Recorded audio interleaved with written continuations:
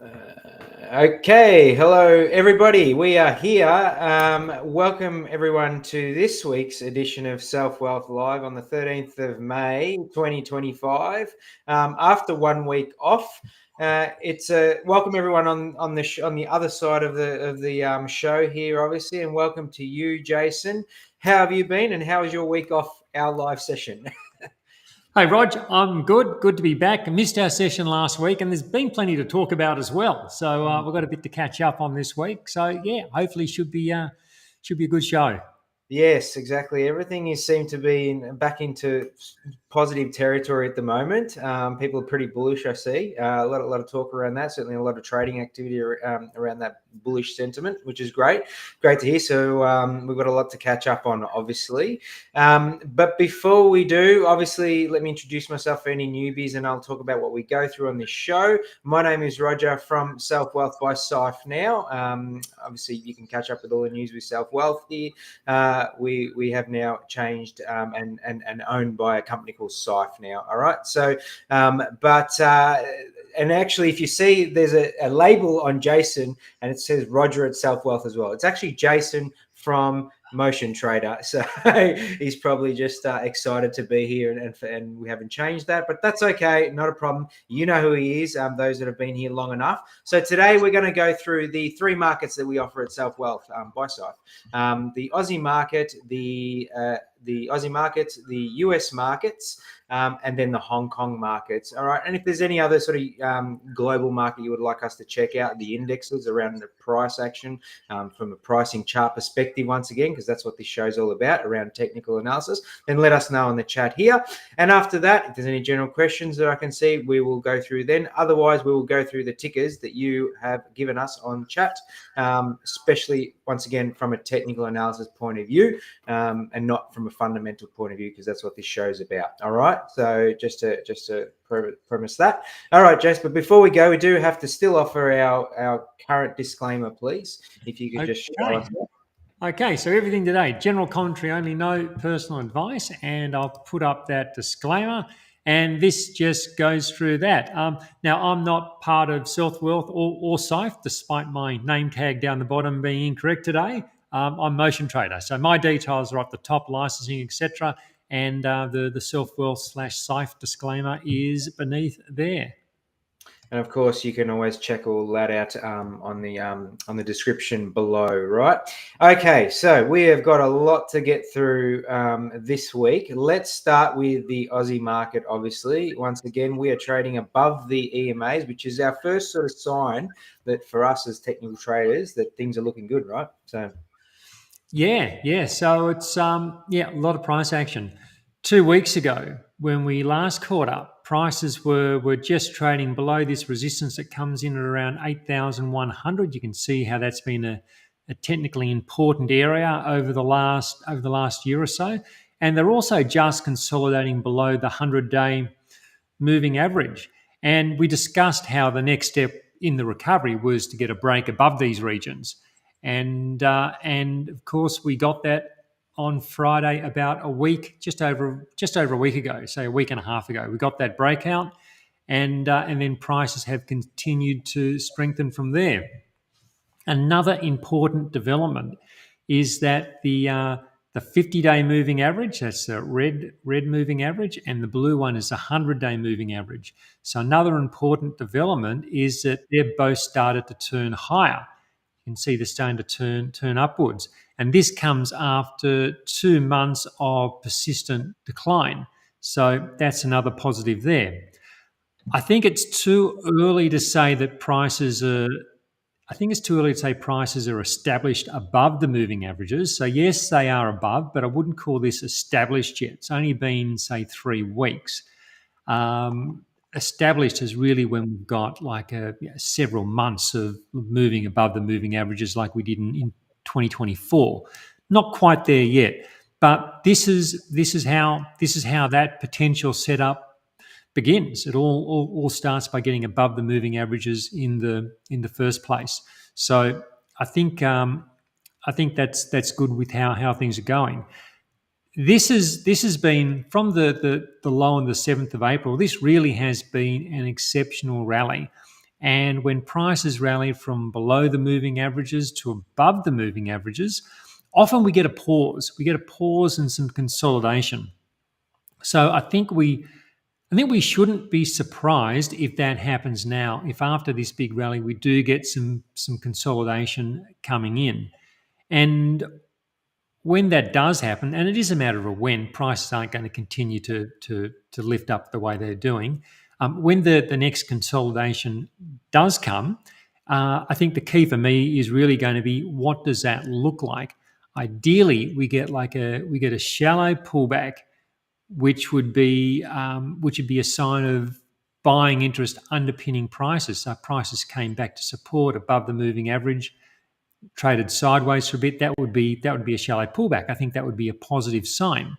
Nearby support, as I say, comes in at 8,100, and also back at the moving averages. And what I want to see now is the ASX 200 holding on to most of these gains off the April low. So it's great to get the V-shaped recovery. The next step will be holding on to those gains on the next consolidation.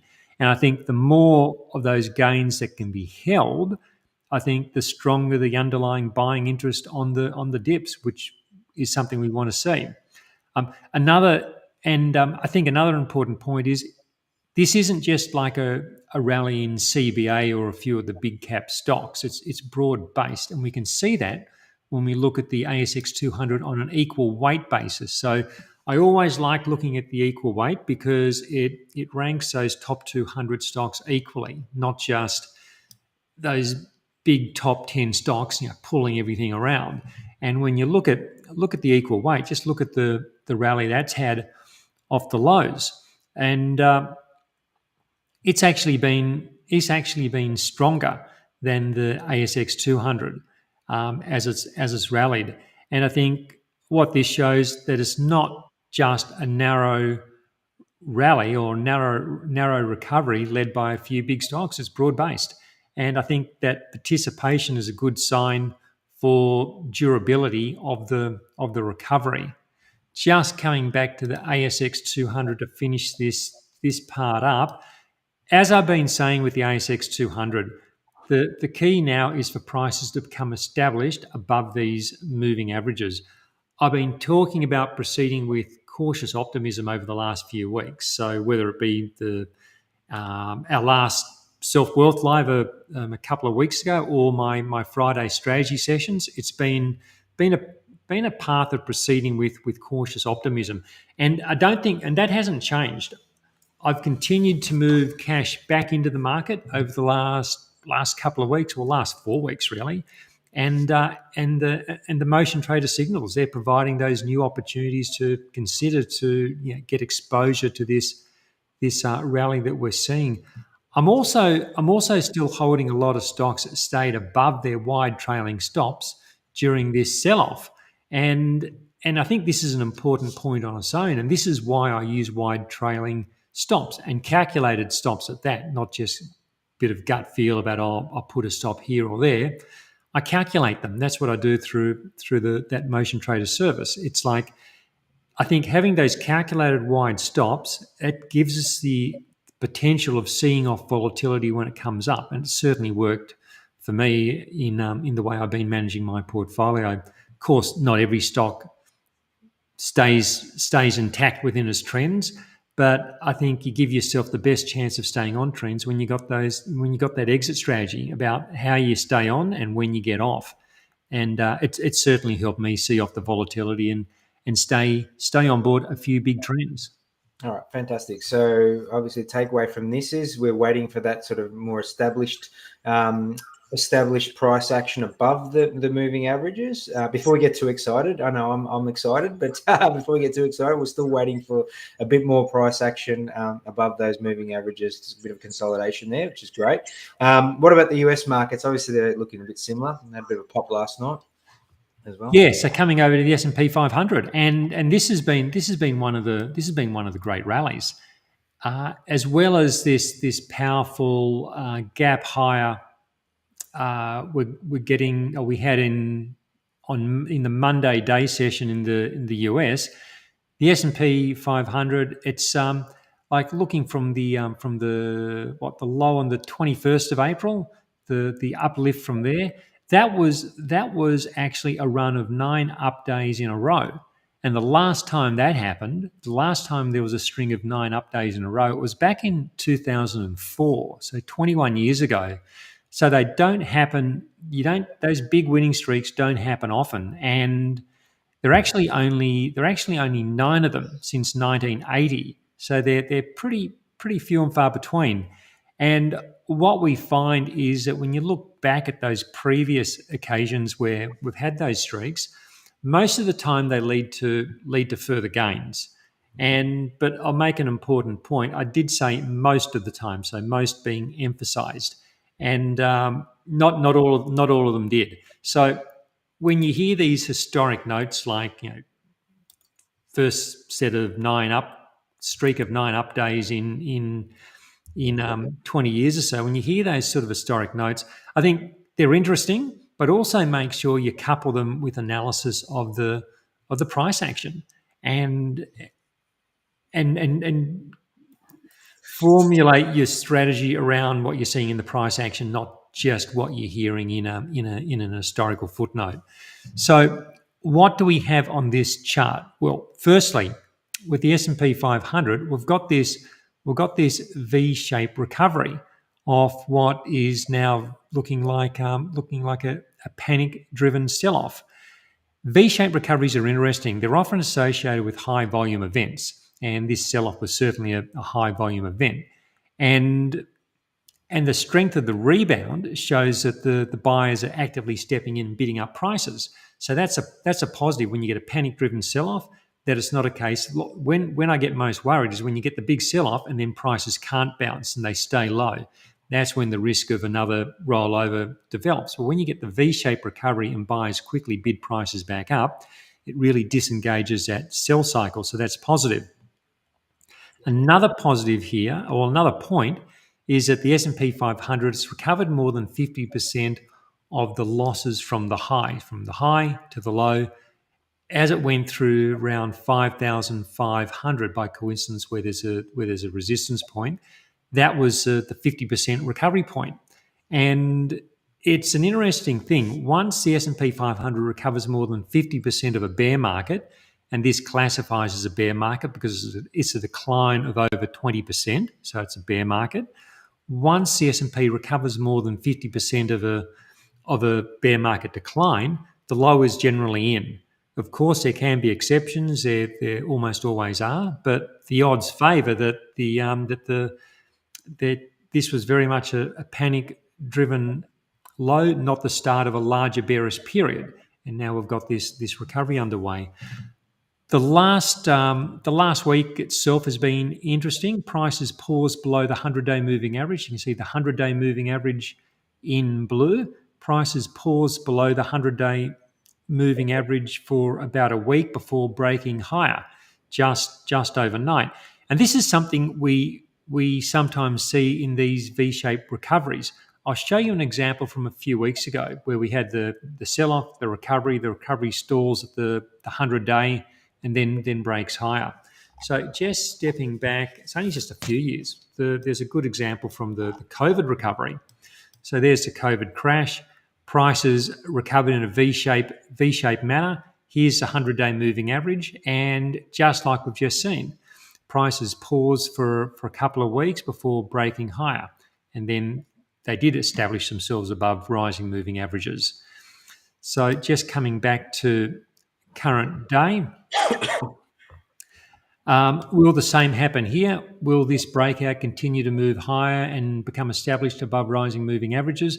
Well, of course, we don't know. We can't know that. We don't know in advance. But I think if the S&P 500 can hold on to most of these gains and then consolidate above these moving averages, consolidate above the 1,500-day moving averages, then it does set up the potential for further strength and that establishment above the moving averages. So it's moving in the right direction from that perspective. I think the play here hasn't changed. I think it's to approach the market from the long side and be looking for opportunities that stand out. So I don't want to buy any stock. I want to buy stocks which are rallying off their moving averages or breaking out of ranges, not necessarily chasing stocks which have rallied hard over the last few weeks. But as I say, until prices can become established above the moving averages, I'm still happy to hold extra cash and still be conservative with adding risk. It's interesting, Roger said there's a lot of people very bullish. It's like, well, prices have also rallied a long way off the low. So it's been, for me, it's been a case of just moving, gradually moving back into the market during the rally, rather than all of a sudden getting excited now. Prices have popped. So I think it's still about being conservative with adding risk. And there's still plenty of scope for conditions to remain difficult. So don't overlook the possibility that prices do rally further, but then they don't make new all-time highs and then they fall back into a larger range. There's nothing to say prices can't move within a large range for many months. So there's still lots of way the price action can play out. It's not simply a case of will prices make new highs or will prices make new lows. Perhaps prices chop sideways within a large range for much of the year. So that's why I just think it's not a time to get aggressive because we've had a pop higher on a news related update.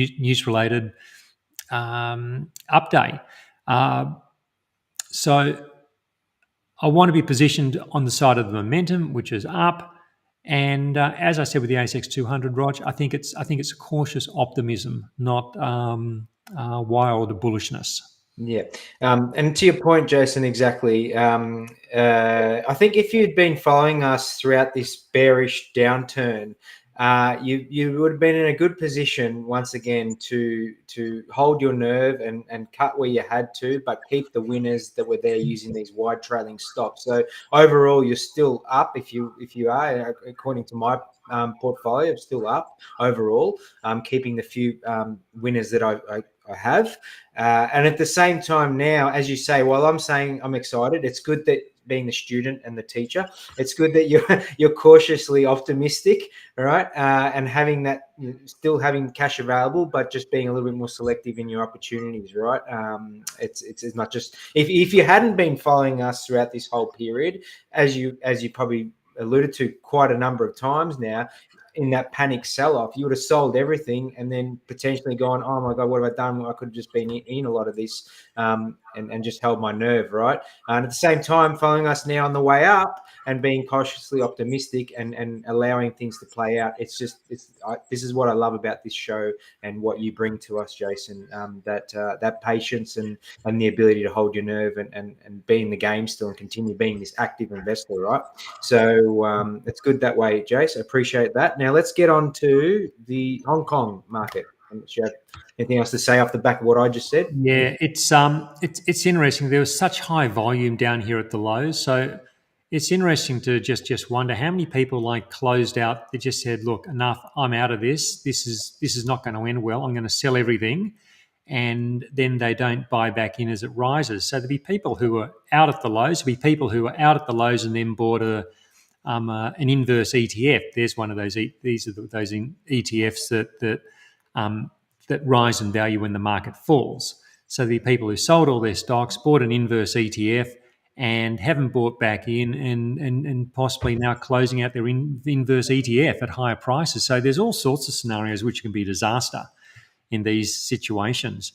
And I just think, like, it's always, these things are always clear when we look back, and they're never clear when we're going into them. But if we've got our plan, and we can do a good job at trying to stick to that plan as best possible, that's where we put ourselves in a position to get a better outcome, rather than being reactive based on what we're hearing, what we're seeing in the price action, and just getting caught up in the emotion of the moment. It's easy now to say, oh look, we could just ride that out, but none of us knew that when the market was gapping lower. I sold stocks during this sell-off phase, but I also held on to a lot of other stocks as well. So again, it just comes back to that, having that plan, being able to consistently follow it, rather than being swept away in the moment. Yep, for So sure. over to the Hang Seng. Quick look at this, and these prices, they're back and forth across the moving averages. Uh, they're on the positive side of the averages at the moment, so we've gone from below during the panic sell-off, rallied back above the averages. So that's a positive. I think the key to watch here is, what's the next pullback going to look like? Do prices come back and hold the line around the 50-day or maybe the 100-day moving average, and we get some sort of sideways motion? That then potentially sets up a platform that prices can then rally off. If prices can hold on to most of these gains off the lows and consolidate above the averages, like I was just describing, well, I think that would be the best case scenario for this. I think it's a case of just watching this now and just seeing what price action gets delivered, and is the next dip going to be bought? Part of the problem we've had with particularly with the Chinese market, is that we've had some strong rallies, but then the dips haven't really been actively bought and they've really dragged on. So what's the next dip going to look like here? Happy to watch this for now, but yeah, it potentially could shape up into an opportunity. And coming over to the Chinese market, the potential for this to turn around and rally is certainly in place. We had that spike panic low, which that sell-off didn't sustain. So you can say there was a bit of a support base through this blue shaded area. We had that brief spike low, didn't attract further selling. It's quickly moved back to the moving averages, and now rallying above the moving averages. But there's still, you can see all these previous highs, which prices are still below. So I'd say this is still within sort of an overall range bound type of setup. I'd be inclined just to watch this here. But if it can stabilise above the averages and then start to break above some of these previous highs, well, maybe something could develop. It's a case of, for the moment, of just watch. This could be a basing phase which is going to resolve to the upside, but I don't think there's a rush to get involved this week. We can just see how this price action firms up. Is it going to be supported on pullbacks and then start to develop that momentum? In which case, it would then be time to maybe consider a position. But I think we've got a little bit of time we can give it at the moment. All right, fantastic overview of the three major markets we offer at Selfwealth.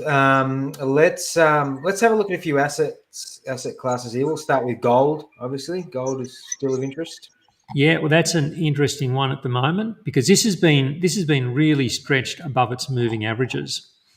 We might have spoken about this 2 or 3 weeks ago. I was showing just how stretched it was. Let me show you. I'll put on this indicator. So this indicator will show us how far above the 50-day moving average the price is. So you can see when the price was at its all-time high and the price had gone up near vertical ascent over the course of a couple of weeks. It was about 13% above its 50-day moving average. So you might ask, well, what's the significance of that? We can just compress this, and you can see that it rarely gets that stretch. So this peak here was that was about 12%, and that was during 2020. Again, it was a near vertical ascent.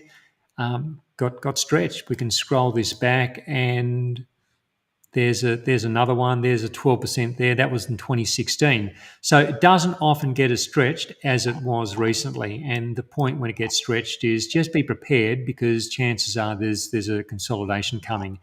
And that's very much been the case over the last few weeks. Prices are now coming back to the 50-day moving average. The trend in gold is still up. It's still very much in place, but maybe we're approaching a longer consolidation. There hasn't been a larger consolidation since at least back in November, December last year. Prior to that, it was back around May, June, July last year. I think there's a good chance there's a longer consolidation coming in. So the way I'm approaching this, I've got gold stocks. I'm happy to continue holding them. I've been talking about this in my Friday strategy sessions over the last few weeks. I'm happy to continue holding stocks, but I haven't been too keen to be adding to positions over the last month as prices have become stretched. I don't think that's an asymmetric entry point when prices are stretched, because the odds start to increase that you're going to buy at a higher point and then you're going to have to sit through a pullback, which is what's going on now. So for me, gold is the uptrend's still in place. I'm happy to hold gold stocks. I'm not in a hurry to be doing a lot of buying at this point. All right, fantastic. The next one, let's have a look at cryptos. This seems to be quite a couple of people asking around Bitcoin. Do you have a strategy around? We'll start with Bitcoin, I guess. Yeah, well, I'm long Bitcoin at this moment. I did some buying. Must have been late April. Prices went from so I initially bought a position on the day the election result became known. So prices just rallied off the 50-day moving average. I took a position. This did quite well. Prices rallied. Prices came back. I think I bought the dip in February, but then that dip didn't rebound. It kept dipping. So I closed out my positions in early March. Prices fell, rallied back to the moving averages. So it was a case for me of sell the rally, closed it out. I was impressed with how Bitcoin held together during the market sell-off. You can see there's two lower lows. So we've got the initial low, then there's a lower low in early March, another lower low in early April, but both didn't attract follow-through selling, and prices moved its way back to the good side of the moving averages, and that's where I bought a position. Moving averages now cross and turning higher. There's been an initial pause. It was only brief, but there was buying interest on that dip. Prices have rallied again, up towards the all-time highs at the moment. So probably not an entry point at present. For me, it's a holding time, and just seeing whether that position I bought whether it's the case that it needs to consolidate and then break higher, or perhaps it even fails altogether. Nothing to say it can't come back down and form part of a larger range, like this period we had last year. Like there's nothing to say that we're not at this point where we've had the initial decline, we've had a rally, starts to look good again, and then it goes into a larger consolidation. So it's you can't rule that sort of scenario out. So that's why I'd be hesitant to come in and start buying up near the highs, just in case that it doesn't kick through. Maybe there's more consolidation to come. But I'm in at a reasonable level. I'm happy to give it the benefit of the doubt and see whether it can consolidate above the moving averages and then rally from there. And if it does consolidate, hold its gains, and break upwards again, that could be another opportunity to add to a position or initiate a position. I think we've got a little bit more time before that. But yeah, I think encouraging overall price structure for Bitcoin. Are you using the same average true range stop loss for this? No, it'll be I've got my calculated stops with my Motion Trader stock portfolio because I've got the data, I run it through the system, I get the calculated stop. I don't have Bitcoin's data that I'm running through my Motion Trader algorithmic process. So for this, it'll be more of a wide discretionary stop. I'll apply the same principles as the calculated one. And for when I'm using maybe an ETF, a stock ETF, or something like Bitcoin, or maybe it's a US stock where I haven't done a calculated trailing stop, and I'm only tracking a handful of assets, I may do those discretionary trailing stops because I've done them for a long time, so I kind of get a feel for where I want them to be. For me, it'd be Bitcoin would need to fall back below the moving averages, and then I'd probably say, look, this isn't working out. I'll just close it out, take a relatively small loss. But at this point, no, Roger, I'm not using a calculated trail. But that's entirely doable as well. Bitcoin's work really well with wide calculated trailing stops. It's like you can just put one. I can just show you now. Like let's just say we were to put a motion trader style ATR stop on this, and say we got this initial. So let's see. Would have been. I thought we might have just cleared this point, but yeah, this is a thing. This is the thing. Nothing works with perfect precision. So a wide trailing stock could have got you in a lot of this rally from the 2024, but then it got nicked at the bottom.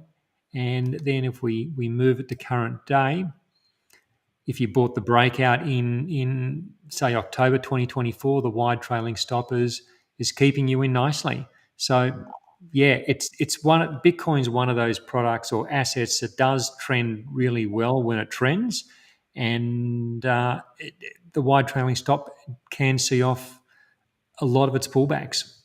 All right.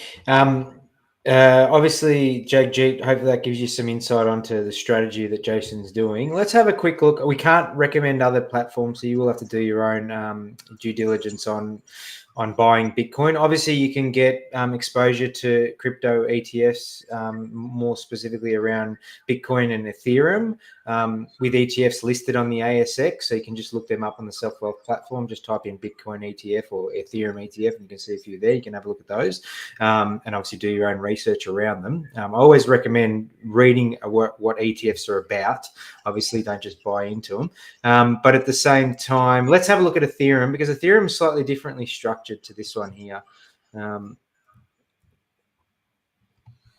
which is just probably the second biggest by market cap. What are you thinking around this one? It's a really different different structure. Like this isn't one I'd be excited about at all. Really,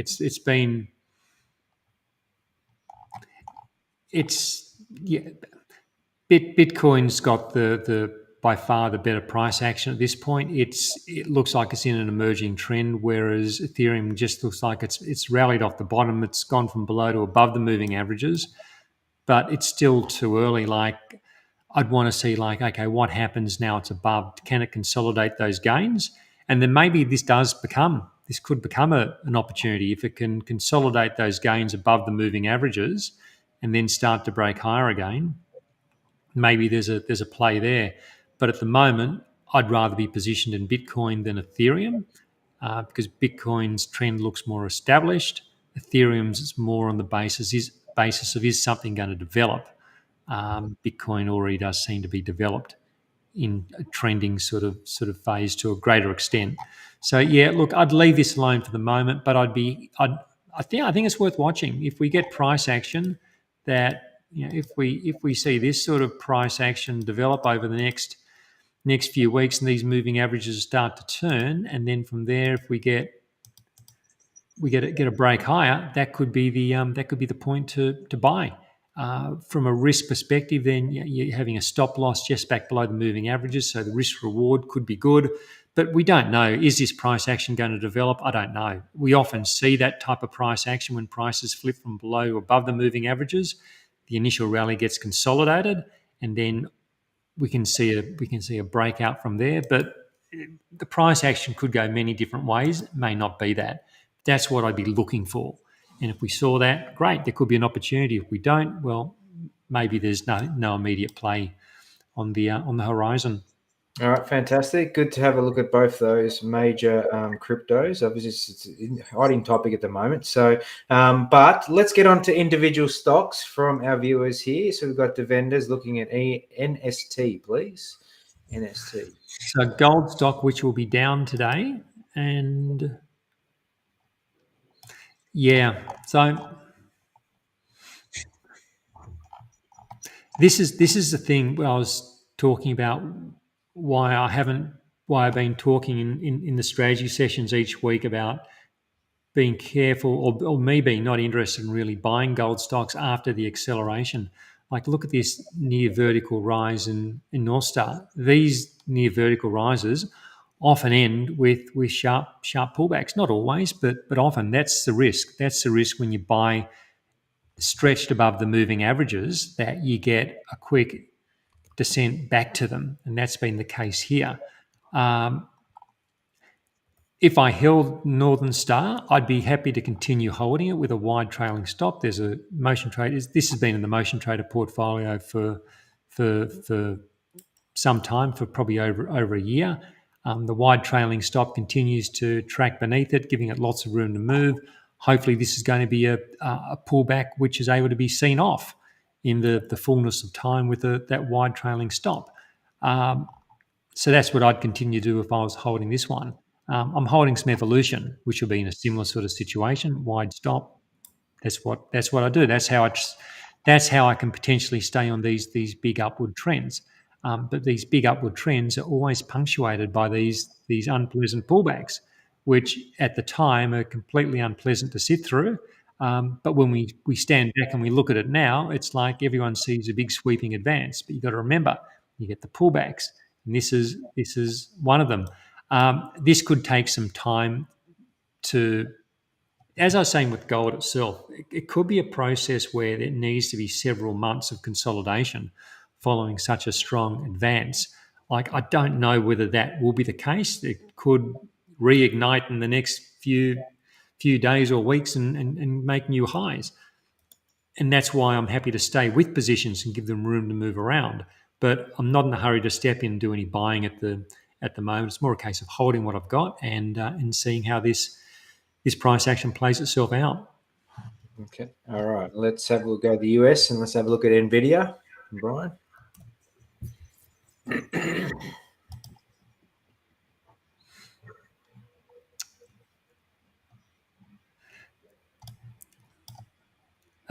Well, I would have I wouldn't been in NVIDIA at the moment. If I was in it, I would have sold out during the pullback. That would have been, the pullback was big enough to trigger a wide trailing stop, ATR based stop for me. So I would have been out. It's like is it time to get back in? Well, for me to get back in, I need to. It's starting to do what we need to see. It's gone from below to above the moving averages. That's the first step. I also need the 50-day moving average, being the red average, to get back across the 100-day moving average. So I want a moving average cross, and I also want the prices to break to a 70-day high. So there are a few more steps before I'd start getting back into NVIDIA, and that's because what I'm doing is rules based and it's consistent. And then I can just consistently apply that process across a whole range of stocks. If I was in this at the moment, well, great. I'm happy to see where this rally goes. But for me, it's probably a little bit early to get back into it. I'd probably like to see what this rally is going to look like. Have a look at the next consolidation, and then consider from there. So it's starting to shape up in a more positive light, but it needs to do a bit more to get me in. Okay. All right. Let's have a look at Kelly's, which is AD8, please.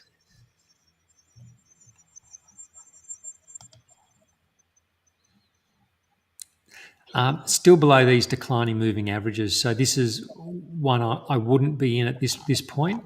The latest price action, it is encouraging.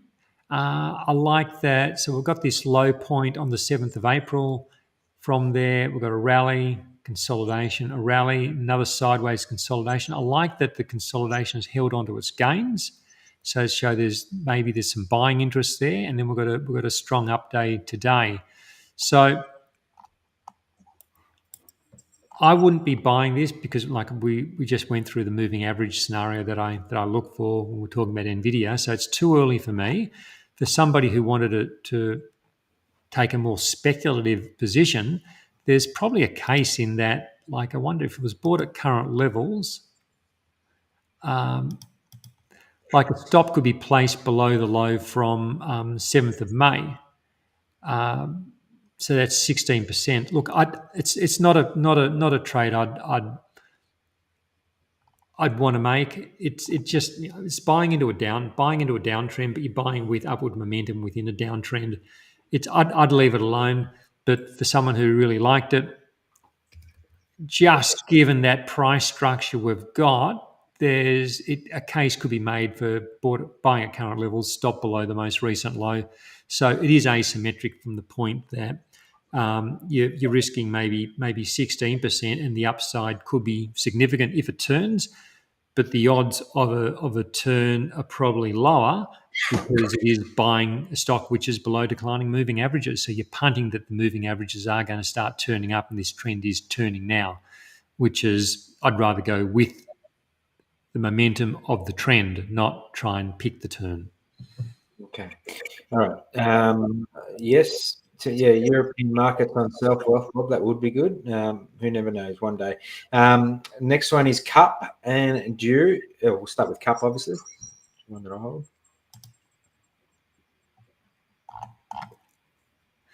Yeah, there's the makings of a potential trend here. I like that it's starting to become established above the moving averages, mostly below the averages for a few years.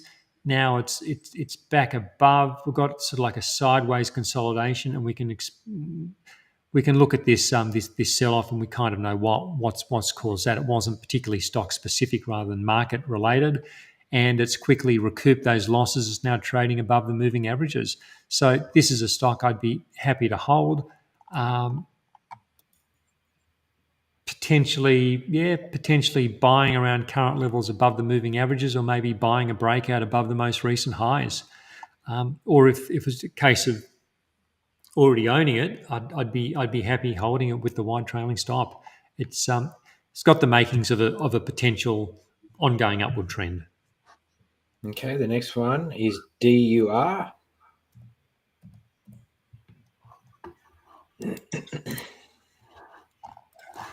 Yeah, I've been watching this one. It hasn't quite been able to get a sustained break higher. It's really been tracking sideways since February. Moving averages are still up. There's a little bit of a downward roll to them, but I'd still say it's broadly heading higher still. I'd really like to see it hold the line where it is now. If this continues to deteriorate, it sets up the potential of prices dipping further, and then if they start consolidating below declining moving averages, if they start consolidating below the moving averages, moving averages start to roll over. You run the risk of this type of sequence developing. We don't have that at the moment. That's not the immediate risk. It's just something I'd watch. But if it can hold here and get back above the averages, if it was able to break above these recent highs, that's where it really starts to re-engage with some upward momentum. At the moment, we're range bound, and it's like, how are we going to come out of this range? Is it going to be to the upside or the downside? So I've showed you what I'd be looking for as a concern on the downside. At the moment, if I was holding it, I'd keep holding it. I've got my wide trailing stop and see whether this broader upward momentum can really re-engage. But at the moment, it's not clear cut because we're just going sideways. So if I had it, I'd hold it. If I didn't, I'd watch it. DYL. So these are interesting, the uranium stocks. So I've been talking about uranium in the weekly strategy sessions on Friday, and it looks like maybe there's makings of a turning point in uranium. It's not a bit more work to do, but it's been the potential's been there over the last couple of weeks. A few of the local uranium plays have done similar price action from the below the moving averages to above the averages are turning. For me, I think it's what does the next pullback looks like? Do we get some consolidation above these moving averages as they continue to turn?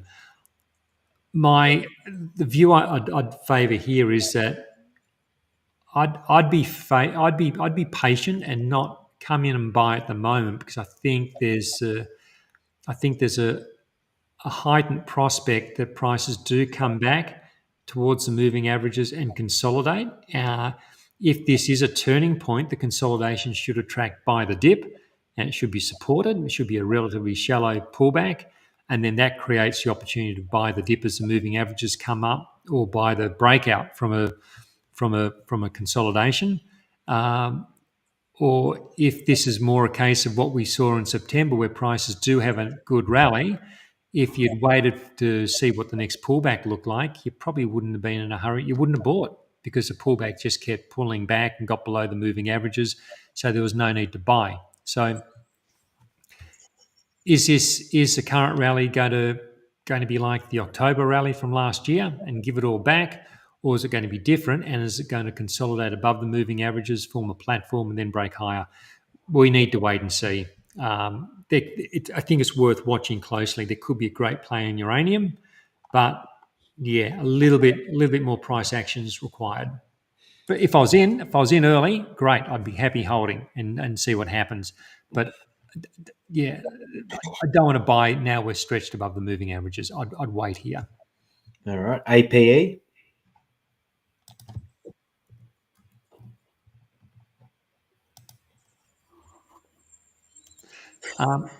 Happy holding it. If I'm in this one, I'm happy holding it. I'm not so keen to buy it though because it is stretched above the moving averages. But it's look, it's a good example of like we had that big panic sell off in the ASX, but it's like don't look at the news and then go and sell all your stocks the next day. Look at the individual stocks and see whether they warrant selling. If you looked at this stock, yes, the ASX had some big down days, but APE didn't. It briefly came back to the 50-day moving average and rallied. So I think treat your stocks on an individual basis, not just a broad decision. I want to own stocks or I don't want to own stocks. If you're doing individual stocks, assess them on their merits. And this one remains in an uptrend and hasn't given any reason to sell since triggering a buy signal back late last year. All right. Next one is big old CBA.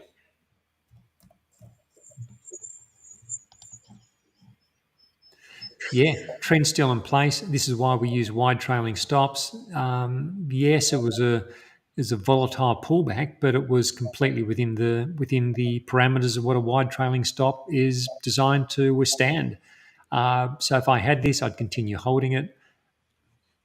Probably not in a hurry to buy. There's other stocks I'd probably rather consider than CBA at this point. But really, if I had it in the portfolio, I wouldn't be considering selling it. I'd be just letting the trend run with that wide trailing stop. Its moving averages continue to trend higher, and it's at an all-time high. So none of those are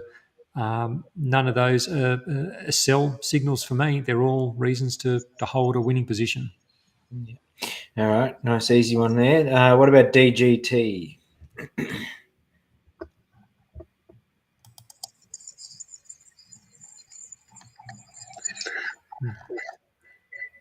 Well, we don't have a lot of price action. This is only a relatively new listing by the looks of this. And so no, this isn't one I'd look at because it's mostly been in a downtrend. Yes, it's had a bounce, but it's not even enough data to get a 100-day moving average on it. We've got a 50-day moving average.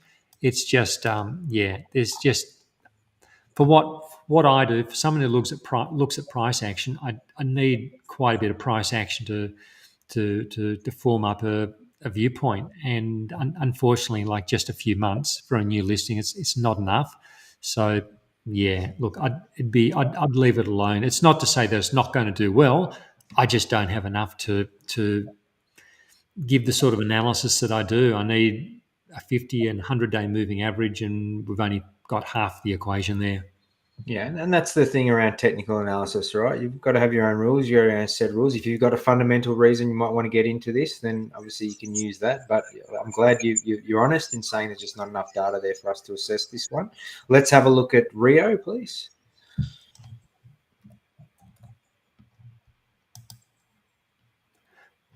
Yeah, this is really interesting.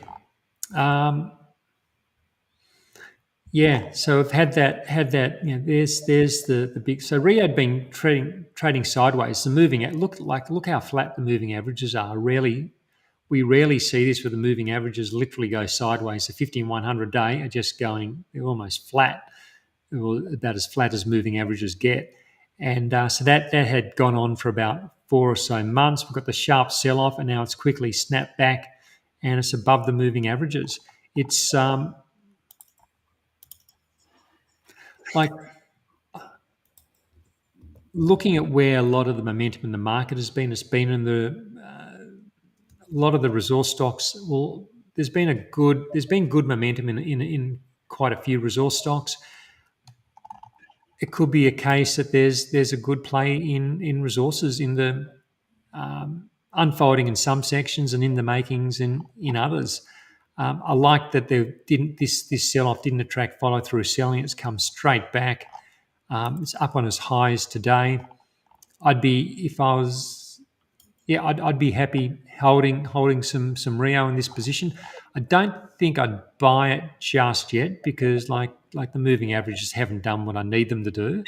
But it's moving in the right direction. It's like makes me wonder: is this just like going to be a large sideways period? Really, it's and this has gone on for like 4 years now. Is this a large sideways period that precedes a stronger rallying phase in the months or years to come? It looks encouraging.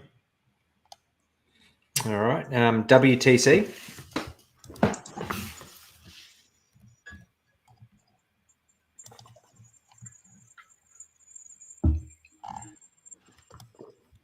Yeah, I wouldn't be in this one. So this big downward phase would be enough to have taken out my wide trailing stop, and now it's a case of I'd be out and I'd just maybe keep an eye on it. It's moved back above the moving averages, which is good, but it's got more work to do. It's got to establish itself above the averages. So just like I've discussed on various other stocks, I want to see it consolidate above the moving averages and then probably start to break higher again. So it's a little bit early for me to want to get involved with this one. May not be a case that it goes straight back up to new highs. It could be, like I discussed with the stock market, the S&P 500, it could rally and then get stuck within a big range for many months. So I don't think it's not a stock I'd be hurrying to race into at this point because there's still quite a few things that could happen. And if I'd punted a turnaround early on and I'm holding now, well, great. I wouldn't have any problem holding it if I'd bought in at lower levels and had a bit of profit there. But other than that, I'd I'd leave it to the side for now. All right, let's have a look at BMN, please. Was that BNN? MN, that's correct. Yep. BMN, M for Mary, N for Nelly. So Bannerman. So this is look, same situation as DPLO. We've got that strong uplift from the lows below the averages to above. I want to see what the next pullback looks like. Does it hold on to its gains or does it give them up? If Bannerman can consolidate above the moving averages and start to break higher, there could be a really interesting trade coming up in these uranium stocks. If I'm in it already, great, I'll hold it. If I'm not in it, I'm watching it here to see whether a good risk reward setup starts to materialize. The problem with buying it now is you run the risk of the pullback to the averages, and also where do you put your stop loss? It's like you don't really have a clear level to hinge off. So then you start saying, well, look, I'll put it back below the moving averages. Then you're kind of maybe looking at 35%. So it's like quite a bit pullback, and you're still not really below a key technical level other than the moving averages. So I don't think it stacks up as an entry at the moment from just a managing risk perspective, but it's certainly one I want to keep an eye on. Okay, the next one's REG.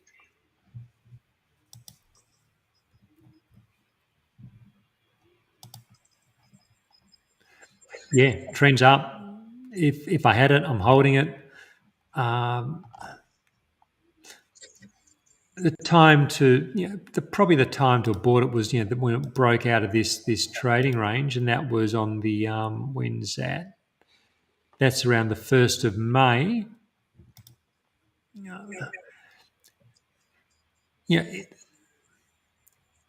There's nothing.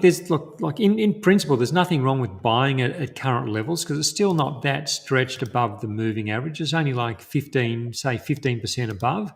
So look, it's a sort of stock which could be bought at current levels, although I'm not enthusiastic about doing so. I would have rather bought the breakout earlier. But this is again one of those really nice trending stocks where this would have given a motion trader buy signal back around mid 2023.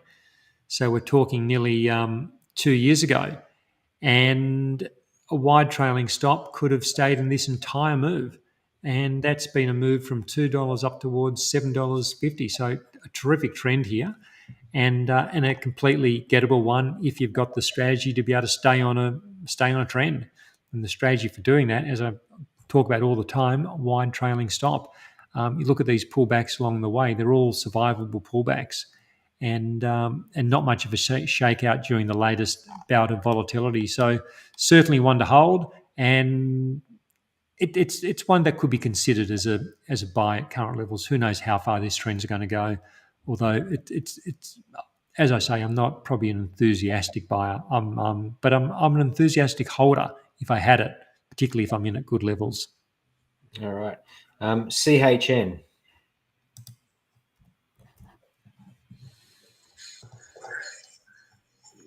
Yeah, so this one hasn't come up for a while, and we still don't have a great structure here. It's like we're still consolidating below moving averages, which are in decline. I'd leave this one alone.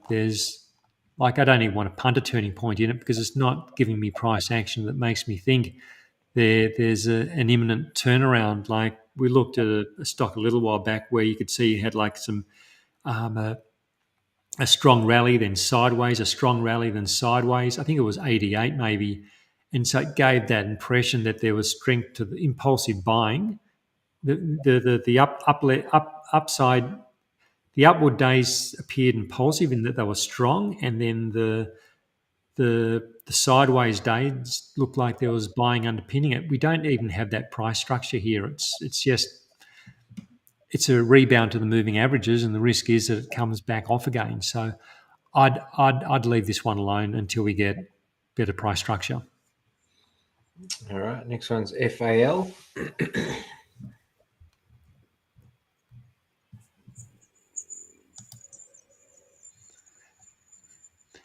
Yeah, again, we've got the declining moving averages where we're going against the trend by trying to buy a stock like this. I'd leave it alone.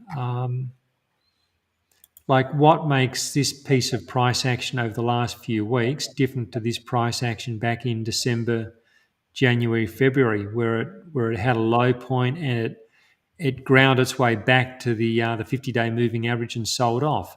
So are we seeing the same thing? We've ground back to the 50-day moving average. Do we get another sell-off? For me, that's the risk. So I'm not. I don't want to play against the dominant trend. At this point, the dominant trend is to the downside. It's not to say that at some point it's not going to bottom and it isn't going to then punch through the moving averages, but I'd rather look at it once it's punched through rather than trying to preempt if and when it punches through. All right, next one is NEM. It's a gold one, I'm assuming, so similar price action to before. It'd be Newmont. That was right, NEM? NEM, yeah. Yeah. So I've got the US listing of Newmont, and rally away from the moving average, has come back to the 50-day moving average. Newmont's been one of the laggards within the gold sector. Barrick Gold's been another one which really hasn't been too inspiring. And it's interesting that the two of the biggest stocks are seeing the least upside during an historic rally. There's this chart structure on its own gives no reason to sell Newmont. It's ratcheting higher. It's a rally, it pulls back, rallies, pulls back to the average, rally back to the average. So there is that broader upward momentum. I don't think there's a hurry to buy it. I'd like to see how the pullback plays out. I'd rather buy it into momentum, buy a push higher rather than a pull back to the moving averages, just with what's going on with the gold price generally. But look, I'd have no problem holding it based on its structure. Just other gold stocks have been doing better for a while.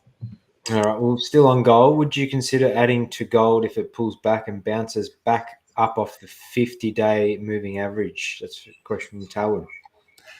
Yeah, I just wonder whether it needs more time. I'll show you another risk with the gold price, and it's the US dollar.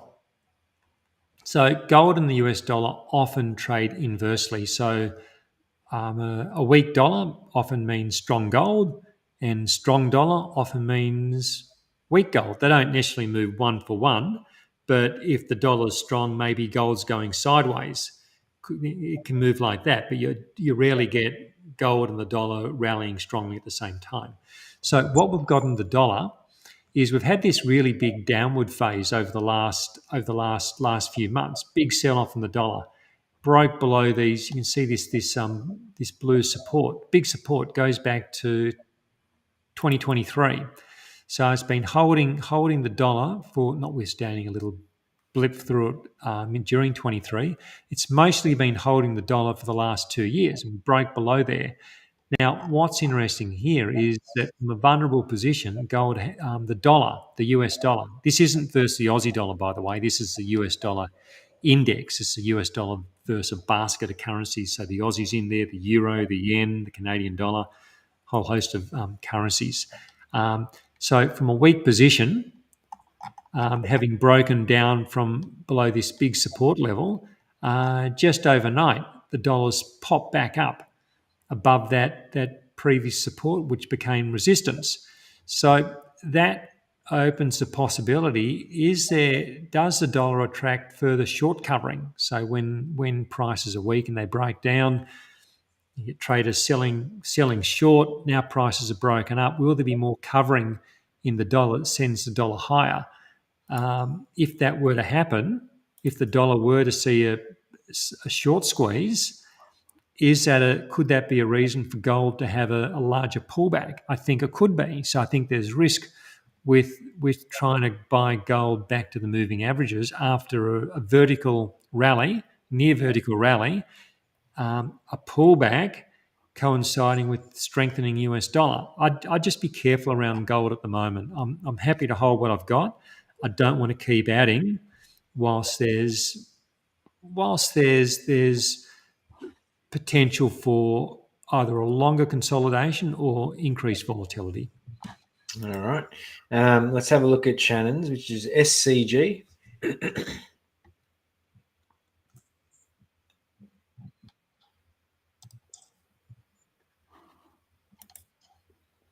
Yeah, happy to hold. Happy to hold.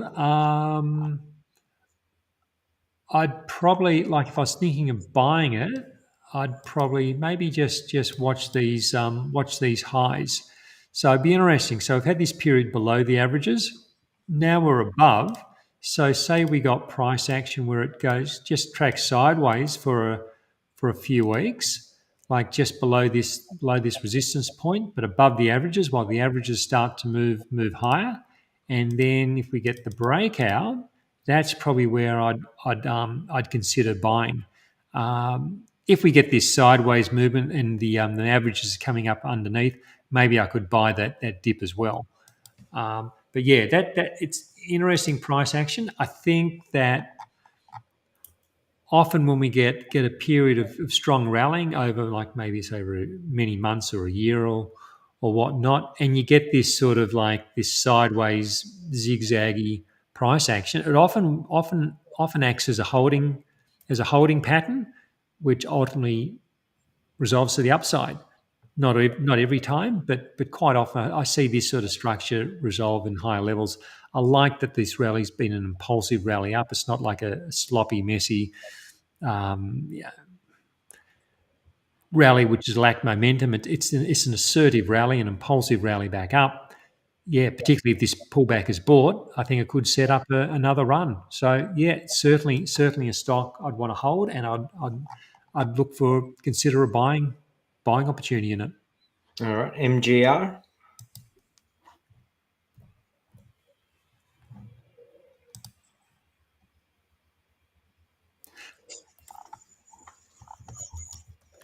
It hasn't done much for a while. It's like we've really got this. Like, is this? So it's really been range bound. There's the supports, and on the upside, it's like, is it like like, is it sort of like a contracting sort of range potentially? But we're really just hinging off two data points there. Probably not. I don't know that I'd rely on that. Otherwise, you're looking at like, bounding up like that. It's breaking above a previous high point, which is positive. So maybe it's sort of like, so it could be a basing period. Hasn't broken out yet. I'd leave this one alone at the moment, but just like working through it and seeing, is there an opportunity? Again, if we see it like, just like we're doing with the previous stock, if we get some sideways price action and then start to break higher, particularly through this resistance overhead.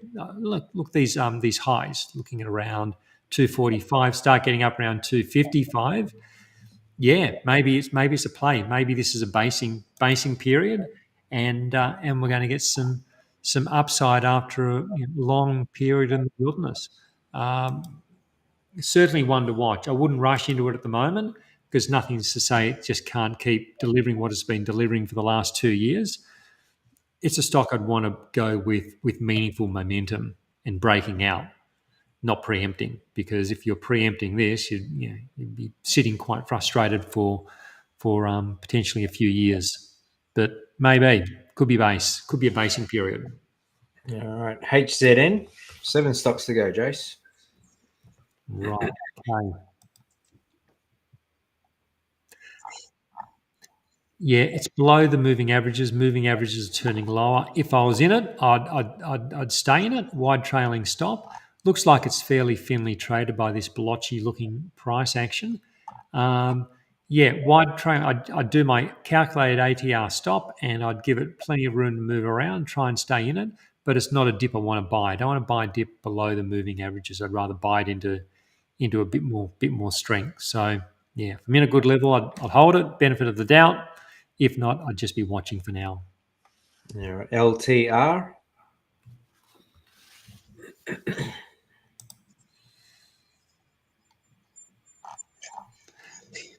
Yeah, it's been a hard one to catch. It's like we've had a few attempted false dawns where it's rallied up into the moving averages, and this is the danger of trying to preempt rallies off the while we're below the moving averages, because a lot of rallies that look like they're going to be look like they could be reasonable, they do have a tendency to stall around the moving averages and decline. So we're now back above the moving averages. It needs to do a bit more work. Like look at this period from 24. It was above the moving averages then, but as I say, see what the next pullback looks like, and this pullback just came straight back down. So let's see what the next pullback looks like. If the next pullback finds support above the moving averages and then starts to go higher again, by then the moving averages are probably crossing and turning. There could be a play here. A little bit early, but definitely one to have on the watch list and be checking in on, because the price action could firm up within a week or two, and we've got to trade. But it's not quite there at the moment. All right, KGN.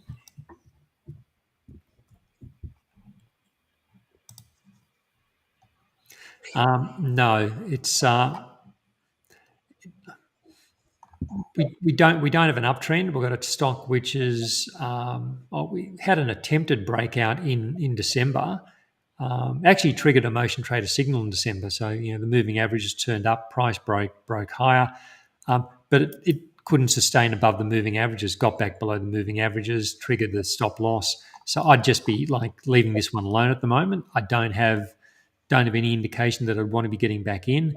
It needs to get back above the averages. The averages need to turn, and it's got a little bit more work to do. So it's not to say that's not going to happen, but it doesn't have the platform that I want at the moment to consider taking a position. So by all means, I could keep watching it, but at the moment, I'd leave it to the side. All right, next one's AQN from Jacques.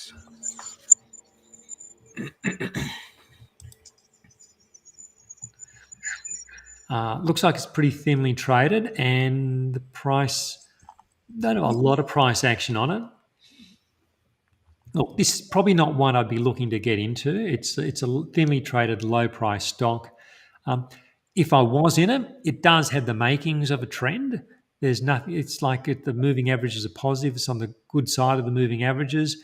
It could continue to increase, and volume could increase in the stock, and it could become something. Um, so there's probably no problem with holding it. But is it a stock I'd want to buy? And look, it's not. It's not a stock I'd be looking to get into at the moment. There's also going to be you've got the case of, like, if someone was thinking of getting in, you got the case of, there's probably going to be some resistance up around the high 30 cents sort of mark. So it'd probably be a case of, like, do we get some sideways price action, buy a rally off the averages maybe?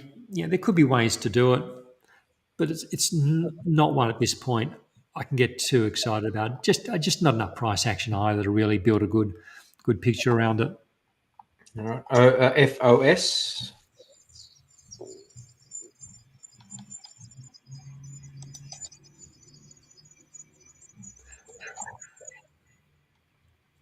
Yeah, look, again, there's not much price action.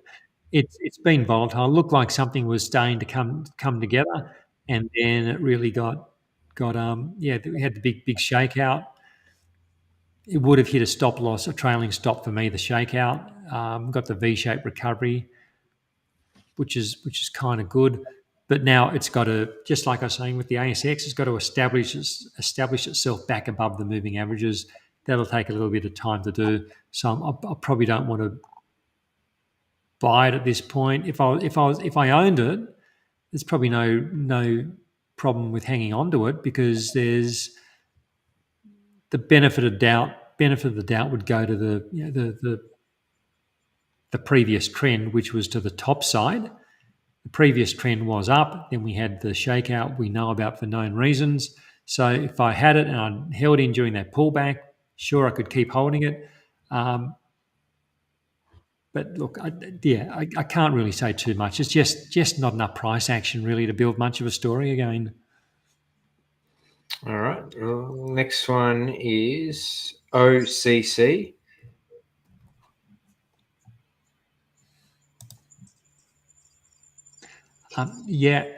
Happy holding it. It's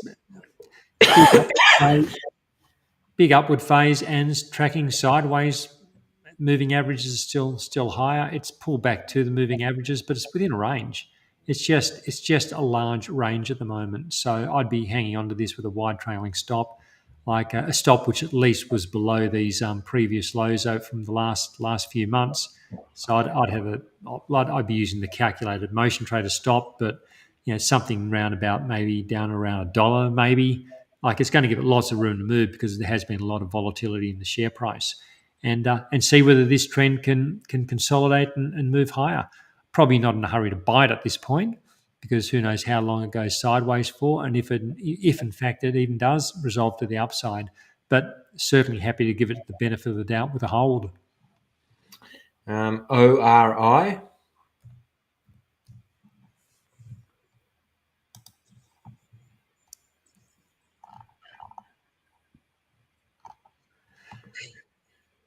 Yeah, it's been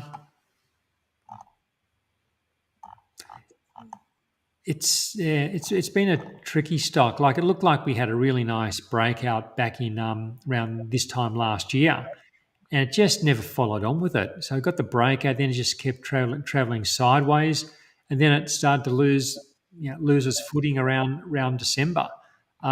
So I think if this stock was going to go, it had ample opportunity last year to really get itself into gear with a nice breakout and a consolidation, but it wasn't able to do that. So I've lost a bit of enthusiasm for Orica. It has snapped back from that sell off and is back above the moving averages. Look, if I was holding it and I had nowhere else I wanted to deploy the money, I've got no problem holding it here, I guess. It's not in a downtrend. It's just not doing much on the upside. Um, if it were to break below the lows from April, well, I've got a clear exit point, as well as using like calculated points and such. And it could break higher from here. Maybe that was like a it's an unenthusiastic hold, I guess, for me. It's for the reasons I pointed out, that it didn't run when it probably should have run last year. So an unenthusiastic hold. It's certainly not a buy. It's not this stock is trending lower below moving averages. It should be sold. It's just kind of a no man's land. It's unfortunately it's a pretty uninspiring setup. Okay, last one is ALX. Last one.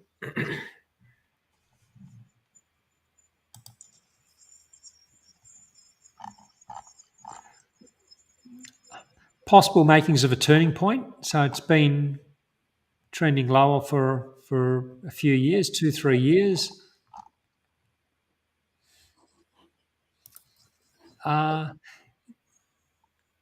Yeah. Look, there's a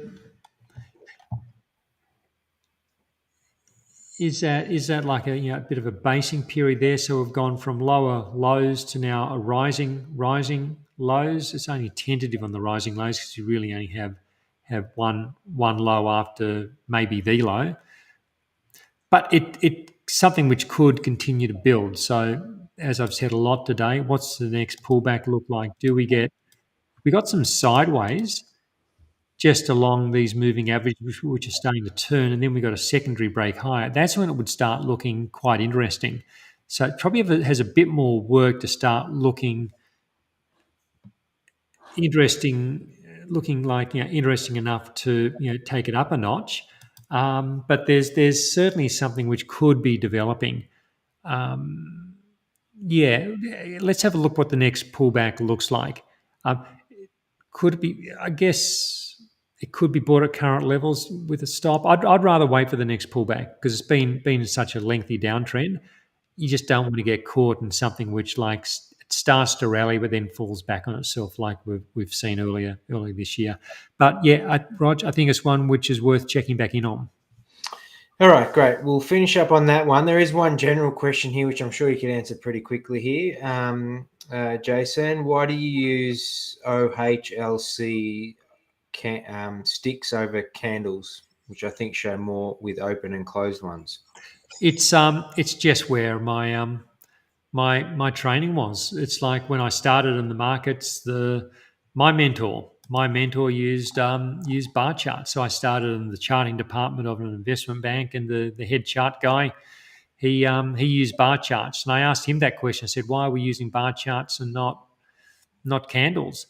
And he said, "It's just what I learned. It's what he learned. He learned from his mentor." The candles are all very interesting, but I think you can only be I think it's good to be a specialist, not a generalist. So rather than knowing a bit of bar charts and a bit of candlesticks, get really good at one of them. And my 30 odd years have been looking at bar charts. So now it's probably not the time for me to try and become a specialist in candlesticks. So I don't think it's a case of one being better than the other. It's a case of what are you good at looking at, and for me that's the bar chart. Great way to finish up there. Working on being a specialist versus a generalist. So, all right. Thank you very much, everyone, for attending and providing us all your great stocks to have a look at. Thank you, Jason, for your wisdom of another week. It's great to be back. It's great to see everyone back here. Hopefully, we've learned a lot from today, and hopefully we can continue being, being cautiously optimistic, as you said at the start, Jason. Don't forget that this is obviously we're a general advice only show. Make sure you do your own research, do your own diligence around the stocks that you either buy or sell, obviously. Don't forget to check out Jason over at motiontrader.com.au, which is a link down the bottom there. And if you do want to know more about our platform, you're not on our platform, it is now Selfwealth, still selfwealth.com.au, but we're Selfwealth by Syfe. As you'll start to see some of the branding change as well. You can ask me any questions, certainly shoot an email to our support team and attention it to Roger as well, and I'm happy to help there. Don't forget to like and subscribe on this channel as well. We love you guys coming back week after week, and we will see you again next week. Thanks, Jace. Thanks, Rog. It's been fun. Thanks, everyone, for joining us. Great being back and talking markets with you. Thanks for all the great stocks to have a look at. Hopefully it's been a good session for everyone. Oh, good. All right. We'll have a great week, everyone, and we'll see you next week.